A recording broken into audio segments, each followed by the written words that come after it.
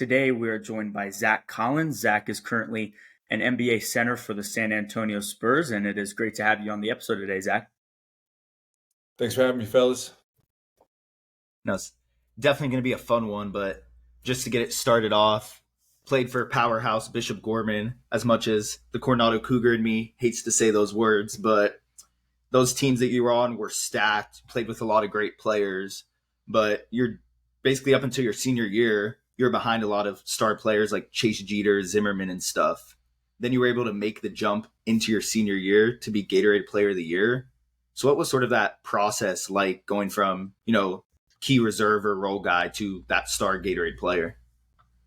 Man, it was tough. It was definitely like a lot of times where I just didn't want to do it. I didn't want to have to wait for my spot. Thought about leaving Gorman just so I could, be on varsity and be the guy for as long as I could in high school. And it was tough, man. But I always say at the end of the day, it was a huge reason why I am who I am today and also where I'm at today. Playing against those guys, I mean, anything in life, you play against the best or you work with the best every day. And in high school, those guys were the standard. So being able to go up against them in practice every day and seeing how successful they were in high school and what made them successful and trying to take notes and learn from them and just keep going at them every single day and failing a lot. Like I failed to go up against those guys and be effective a lot of the time in high school. So that just when I got that starting spot, it definitely prepared me and it definitely made me a lot tougher. So it was a good thing. Into your college year, despite just playing one season at Gonzaga, you guys made a significant run, to the national championship. How was it having such an important role on that team?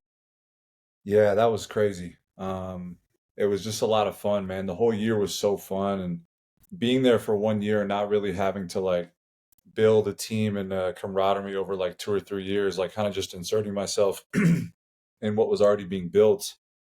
It was so fast paced and everything went by quickly and there was just really no time to breathe. Really, it felt like the whole year we were so locked in on trying to win every single game, and then we get into the tournament, and that's like very stressful. So it was a lot of fun, man. Again, I'm around the best players in college basketball all year, man. So we're all pushing each other every day to be better, and then it's a tribute to that program and how hard they've worked to build a culture there. And I always say like the way that program is ran is very similar to as similar as it can be to an NBA franchise. When I got to the NBA, I felt like I was prepared, and that Gonzaga was a big reason for that.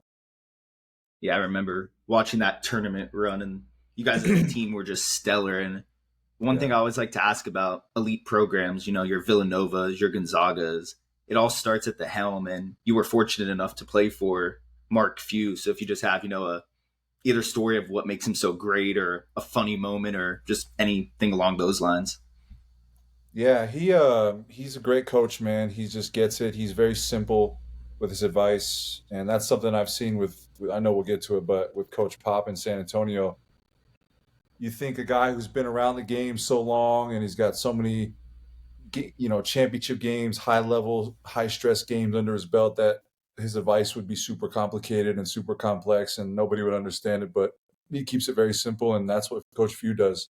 Keeps it very simple. And obviously there's when it comes into scouting players and scouting teams, then it gets complicated. But as far as like advice to you in your life and the way you play the game of basketball, like Few kept it very simple, and he never picked favorites. He probably did have favorites, but when it came to coaching us and getting on us, he got on our best player, our leader, just as hard as he got on somebody who didn't play. So that really kept us in line and really gave us no excuse but to go out there and just compete as hard as we could for him. So it was dope playing for him. The 1 year that you did play for Gonzaga in 2017, you made the all NCAA tournament team without starting a single game. A lot of athletes today want to start and they want instant gratification, but for you came off the bench. So what message would you give athletes at all levels about not needing to start to make an impact for their team? Yeah, it's starting is a great thing, man. I love it. I'm starting now in San Antonio, and it's a very freeing feeling, and it's a very um yeah, I mean, straight up, you don't have that leash on you. You know you're going to come back in the game no matter how many shots you miss and or mistakes you make. So coming off the bench, you kind of have to adjust and really learn how to be effective in a short amount of time with no real rhythm. You're coming off, you're cold. You warmed up probably 30 minutes ago, and you're cold again. So it's a very tough thing to do. But I would just tell guys like um, the biggest thing is that, especially if you're trying to get to the next level, teams see that. Teams, NBA scouts see that, and they say, well, if he can handle coming off the bench, you know, it, you're not necessarily always going to be like the best guy coming off the bench, but if you can keep a level head, be a great teammate, and they see that you're improving every single game and every single night, they really put a lot of stock into seeing guys come off the bench and being able to handle that because, especially going to the NBA, the likelihood that you're going to start as a rookie or even a second year guy is pretty low. So, well, the league is getting younger now, so I guess that's not as much of a rarity, but teams definitely put a lot of stock into that, and they know if you can handle that they can trust you to handle that in the NBA, and it's not easy, but it's a very important skill to have. And speaking on a night that changes every NBA player's career, draft night, what was sort of, that whole process like going in the lottery, having your family there? Man, it was crazy. You always watch coming up in loving basketball. I idolize these people in the NBA like they were some like just they were on some level of life that I would never get to, and I would just always be a fan. And to just go through that whole process, it's completely surreal. You don't know how you got there.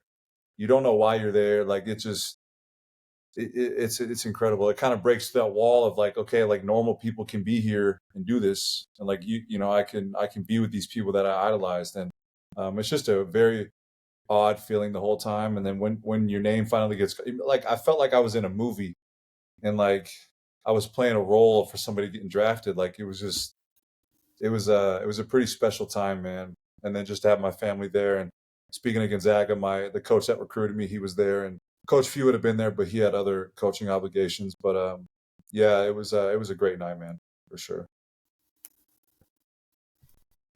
Yeah, we know Coach Pop. I'm going to talk about him earlier. Is regarded as one of the best coaches to ever coach the game. You've played for a lot of coaches in your day. Obviously, Grant Rice, who you're very close with, and Coach Stotts in Portland. Obviously, Coach Few. But what is one thing that separates Coach Popovich from the rest of the pack of not only coaches that have coached you, but coaches in general? I think his resume is pretty different than a lot of coaches. Just the fact that he's got all those championships, and he's had so many Hall of Fame guys, and he's the winningest coach ever, and that makes him unique when you walk in the door. And then when you actually play for him, you realize that he has a lot of philosophies about life and what you should be, educated on. You should always be, whatever you believe in, just be educated on both sides. I told this story before, but throughout the year, we'll watch a lot of news clips of just what's going on in the world. Sometimes he's upset with it. Sometimes he just wants us to know that there's bigger things than basketball, and that also makes him unique as well. I just think he puts everything in perspective. Basketball is extremely important. That's our jobs. We're professionals. We have to take care of business. But at the end of the day, life is going to happen with or without basketball, and he knows that. And I think that's a very unique trait to have as a coach. That's awesome to hear. Definitely puts things into perspective, and Yeah. sort of going along that same line of perspective and bigger than just a game. Injuries are obviously a huge part of the sport, and throughout your career, you've had some major setbacks. So what would be some advice that you give maybe to an athlete right now listening who's going through a major injury, trying to fight and get back to the court? Pretty simple, man. Do you want your story to be you gave up, or do you want the story to be you put everything into it and you tried to come back and make it happen? I think that's when I was going through all this. I would say the first two, I had the shoulder surgery, and then I had which was like, I'm like, all right, I'll come back. Then I had the ankle, and then I still was like fine, like it was a fluke thing. It's a bone, it'll heal. And then the second surgery happened, and then I was getting, I don't want to say worried, but like I was like, is this going to be it for me? Like, is this my story? Because it just kept going bad. But even then, I just told myself, like, just keep pushing, show up every day with a good attitude. But then the third surgery happened, and that's when I definitely had thoughts of like, man, this is it. Like, I don't know if I want to do this anymore. Like another one just for it to fail in 6 months.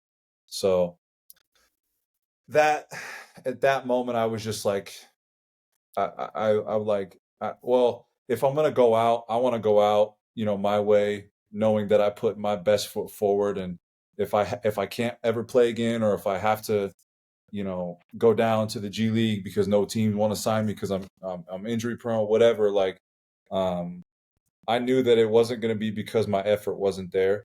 So that's basically what I told myself, and it definitely helped me. And then once I got past that, and then you have a plan in place with rehab, and then it's just about showing up every day with a good attitude. Don't be a victim. Your situation is what it is. It's not going to change, and you have the choice to show up and enjoy life and enjoy rehab. Try to make it fun, and before you know it, you'll be back. So those are the biggest things for me going through that.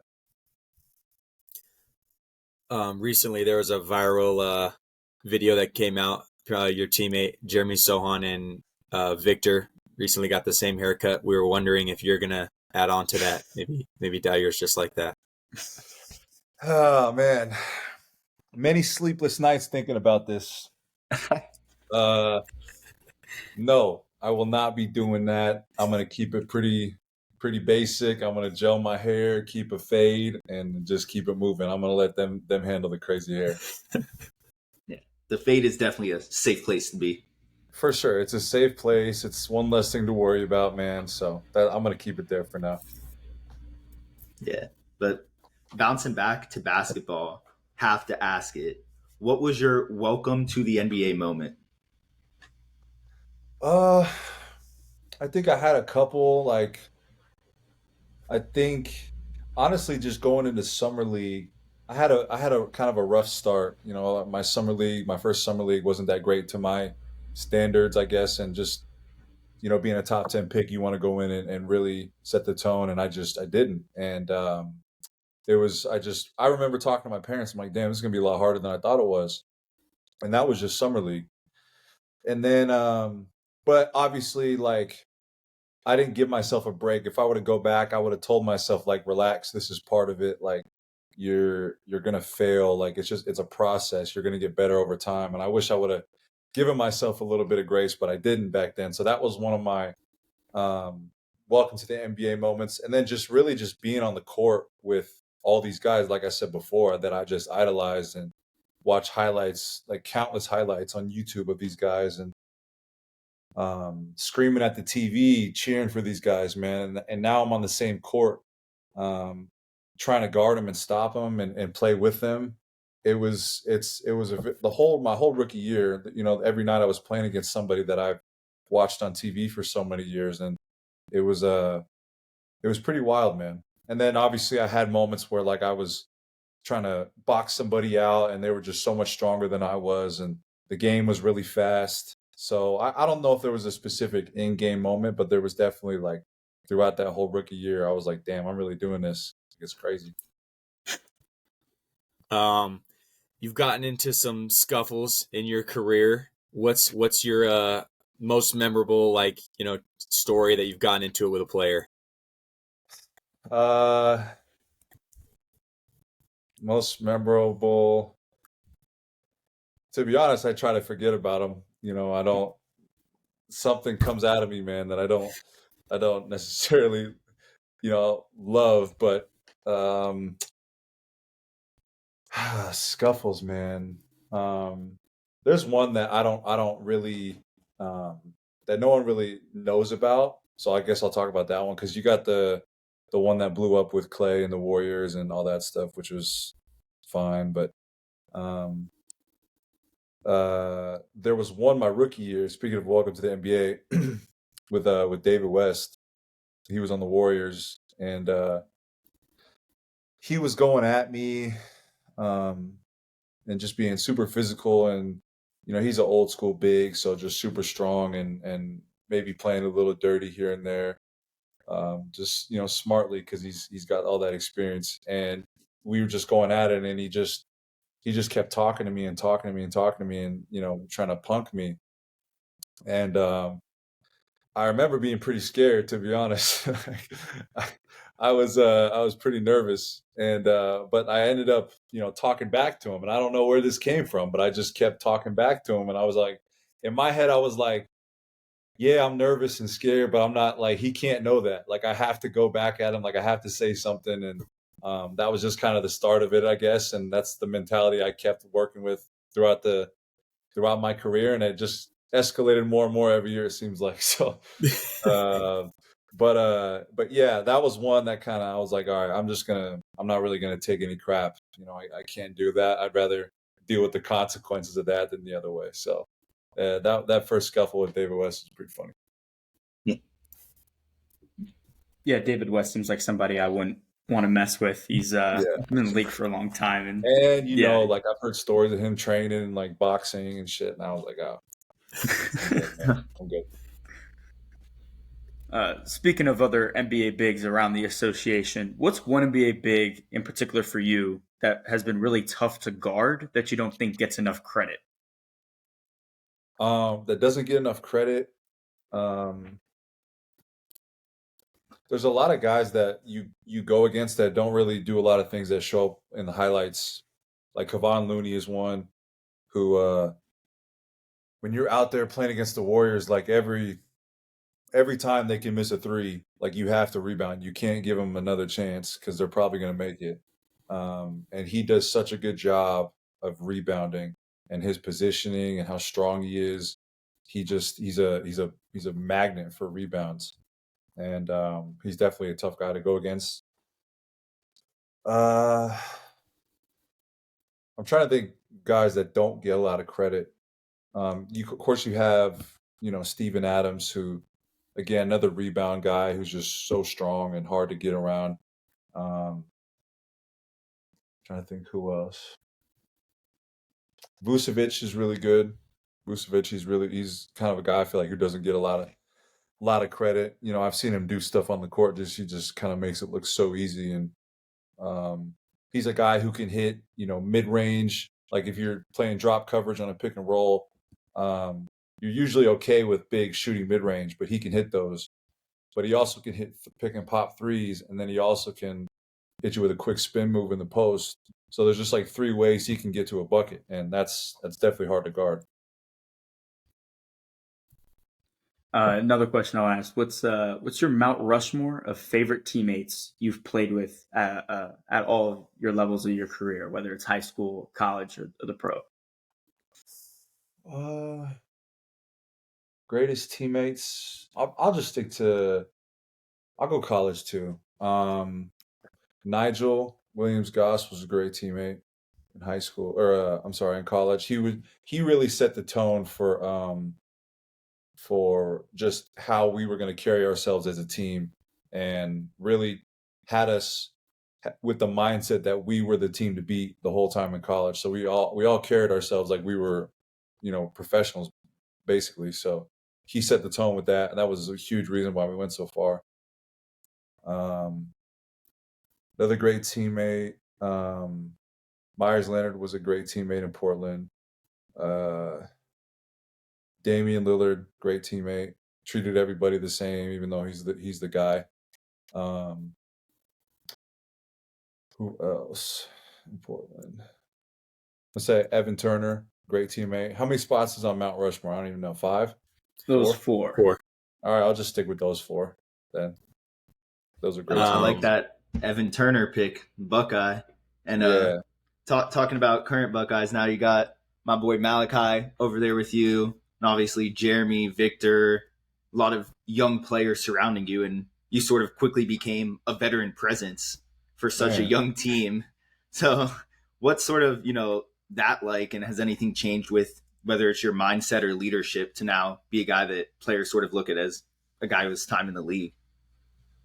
Yeah, it's definitely changed. It's definitely a challenge. I'm not a super vocal person when it comes to being a leader, so that is definitely a challenge to get out of my shell a little bit. And it's definitely not a role I thought I'd be in so early and so young. I'm still 25, but 7 years in the league, there's no excuse. You are the veteran, so especially like you said on this team, it's definitely a challenge. Just to try to find the line of the way the vets that I had was kind of in Portland as a rookie. That was kind of like the dying generation of like really old guys, like 30, 35, that are in the rotation, that are being elite, being your vets, being the leaders, being the voices in the locker room. That's a lot. It's different in the NBA as a whole, I think, and it's just, especially like you said, on our team, it's different. So yeah, just having to grow up, I guess, a little quicker than I thought I was going to have to is part of the job now. So that's definitely, I'm looking forward to it. And our young guys do a pretty good job of carrying themselves anyway, so it hasn't been too hard. You spoke highly of Dame on your Mount Rushmore pick. Can you talk a little bit about like just Dame as a player and his work ethic and how he's come throughout his career? Yeah, man, work ethic second to none. He goes so hard and never cheats the process. He's always in the gym. He's always working on his stuff and working on his body, taking the game serious. And it's just his spirit, his competitive spirit. He never thinks he's out of a game, no matter how much time is left. And I can just remember regular season games, just hearing him, like, every game was so important to him. Because he's been in the league when I was there. At that point, he's been in the league long enough to know how important it is to have a good record going in the playoffs and to have a sense of urgency in November, not just February and March. So that was definitely something it was great for me to see, great for me to be around. And Dame time obviously has produced some memorable NBA moments, as Daniel, as a Thunder fan, can attest to. But as your time with Dame, if you had to pick just one, what would be your favorite moment? Oh man, favorite moment. There was there was definitely times where no, I'll say this. When he and Russ went at it and to bring up the Thunder, not just the shot, but that whole series, I felt like he really took, I don't want to say personal, like Russ was in his head, but like he really wanted that matchup. And the crazy thing is, not a lot of people talk about, we were losing to the Thunder all year. Like, I think they beat us 3 times. And if we didn't play him 4 times, they beat us majority of how many times we played him, either 3 or 4 times. So because I even remember when our last game of the season before we go into that first round, um, there was a way that we would lose our last game. If we lost, we wouldn't play the Thunder. And I don't want to speak for everybody, but I'm pretty sure the vibe was that nobody in the organization wanted to play the Thunder. And I remember Dame being, and more honestly, as players, we all actually weren't afraid of the Thunder. Like, we all felt like we could beat him, but Dame was really the one vocal, like, "No, this is the one I wanted." Like, he wanted to play them, and that was cool to see. Just because we had lost to him in the regular season, but he just knew he had another gear, and he was super motivated. And I thought that whole series, he didn't shy away from guarding him. He didn't shy away from trying to score the ball for us, and it was fun to see that mentality for sure. Yeah, that series was definitely fun to watch, and I'm glad that Dan just had to relive the flashbacks of the war that was on this episode. Kind of forgot about it till now, so no, but Well, it was cool to watch for them. It was I cool. mean, they both went at each other, man. It was dope. At the time, I may have not thought it was cool, but going back on it now, it's Yeah. okay. It's okay. No, but without the trolling, throughout your career, you've been a high energy guy, love your physicality. You know, it seems every time you're on the court, you're going at dudes and you don't really care who it is. You've obviously had run-ins, like you said, with Clay, LeBron, Westbrook, just various superstars. So what sort of, your mentality or maybe advice you'd give where whoever the competition is just to keep going and not shy away? Yeah, man. I feel like a lot of people like to test you and just to see what they can get away with. I think when your opponent sees that you're not going to back down and you're going to, if you lose a battle, let's say they score on you or you're going at them and you can't hit a shot and they're getting stops on you. But if you just keep going and keep going and keep going and keep going at them and eventually they're going to break down. I think when opponents see that, they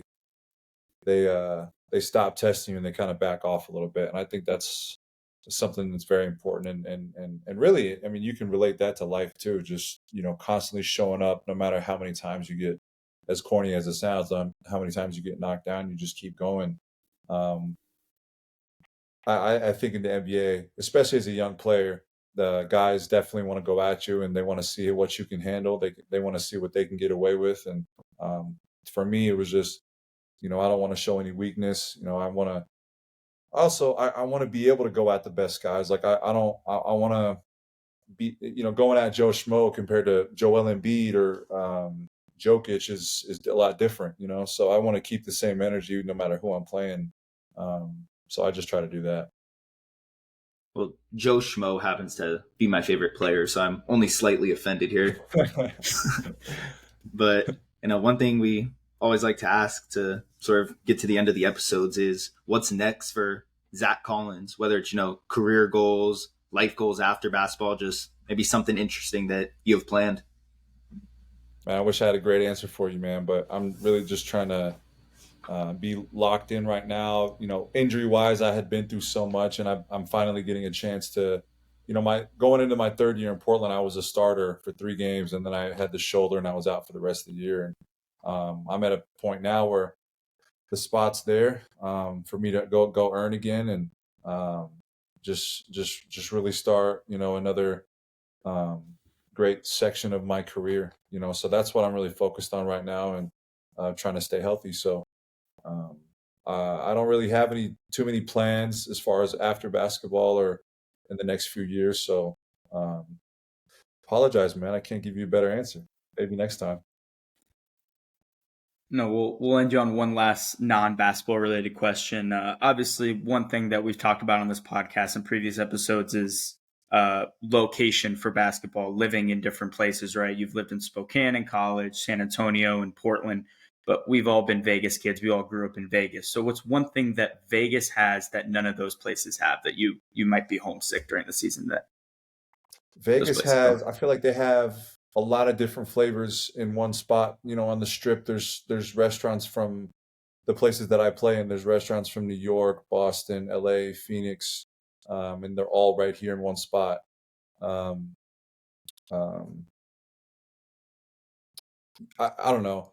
Something about being home in general is great. And then on top of that, you have the Strip. You have you can have that lifestyle of like going out and having a good time, seeing all the best shows, acts, having the best food. But you can also, as you guys know, being from Vegas, when you tell people from Vegas, they don't realize how strong and fun the community is outside of the Strip. So having that along with the best, nightlife as far as, again, shows, food, partying, like, it's all there for you. So I think that's very unique for Vegas. I'd love it if the weather wasn't so scorching hot all the time in the summer, but like we're all from Vegas. We grew up in it, man. We're not as sensitive to it as others, so we can deal with it a little bit. And also, if I need to go to California, go to the beach, it's a very short drive.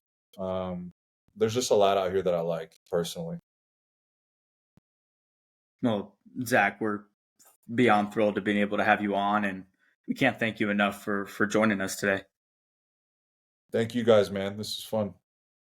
It was a lot of fun. Appreciate you joining us. Wishing you a healthy year. Tuned into a lot of Spurs games last year for Malachi, and now I just have another reason to watch, so gonna be rooting for you guys. Appreciate it, man. Appreciate you guys. Yes, sir. But great episode, and as always, PPP out. Peace.